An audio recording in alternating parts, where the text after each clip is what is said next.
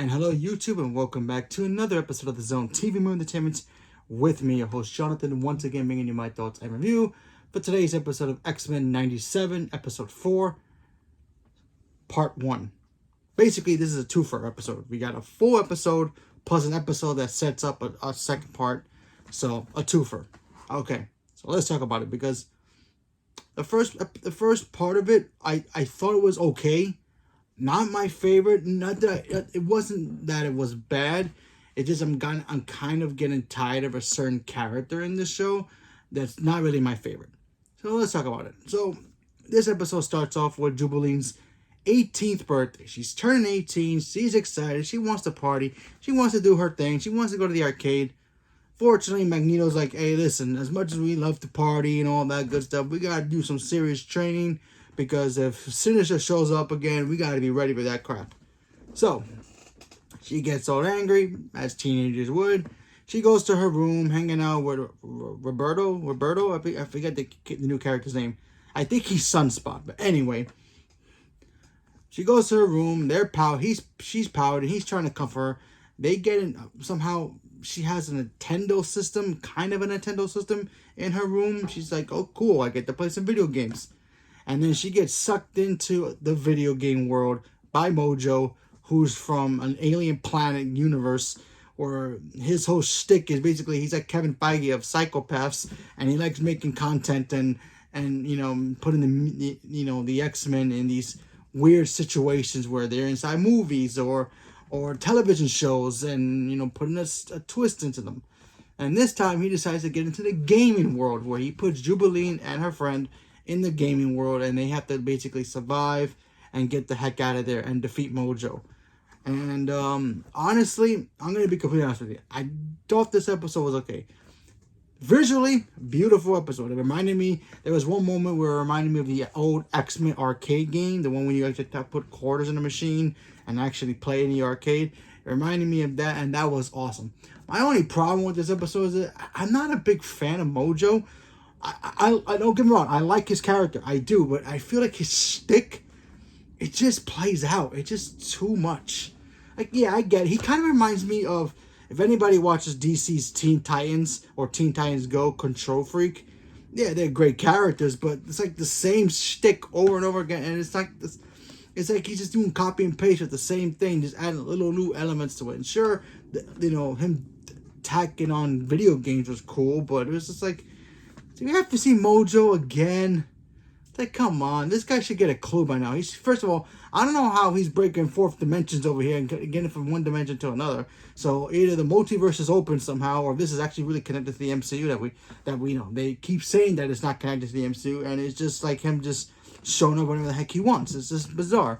And how many times is he gonna get beat by the X-Men to not get the damn clue?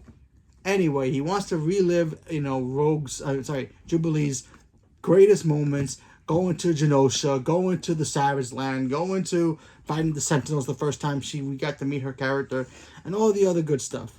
So she has to play that. She meets another version of herself, much older, learn how to control her powers a lot more, which is awesome, by the way. I like that stuff, but I'm just done with the Mojo character.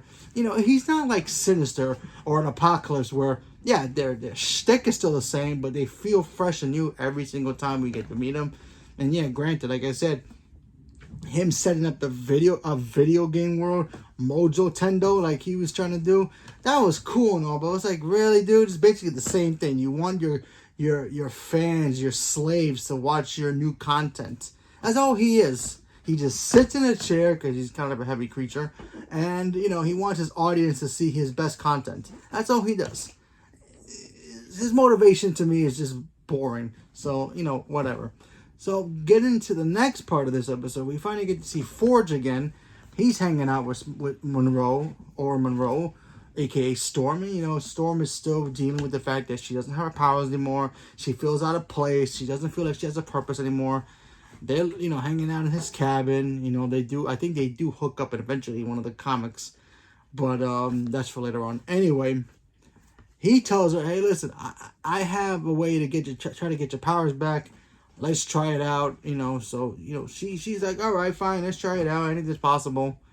Then she finds out he was doing some experiments with, the technology to, I guess, capture mutants. She doesn't like that. And then all of a sudden, this big owl that we see throughout the episode, an owl just starts circling around Storm throughout the entire part of that episode. And, you don't know exactly what it is. Maybe it's Mystique, maybe something else. Who knows? Maybe it's Mr. Sinister. Who knows? Just starts circling around her. Keeps following Storm. Why? Don't know. Out of nowhere, this owl transforms into this super wolf owl looking thing, captures her, takes out Forge, and then just disappears with Storm. Where? No idea. Like I said, could be Mystique, could be Mr. Sinister playing some mind games. I mean, it could be Mr. Sinister, only because I feel like he'd be the best bet for her to get her powers back. But anything's possible. But I thought this episode was okay. The second half was like the best part because it sets up Storm to come back to the show, even though we all know she's going to eventually come back to the show. And, the first part of it, like I said before, I'm not a big Mojo fan. I never really liked this character. He just kind of feels like played out a little bit. And, what can he do? But overall, cool. I can't wait to see next week's episode. The animation to me is still crisp and awesome. And I love these characters so much, and I cannot wait to see more. So, leave me a comment below. Let me know what you guys thought about. Which is your favorite part? Did you like the Jubilee stuff? Did you like the Storm stuff? You like the whole thing all together? Leave me a comment below. Let me know what you guys thought. Stay tuned for more, and thank you very much. And have a good day.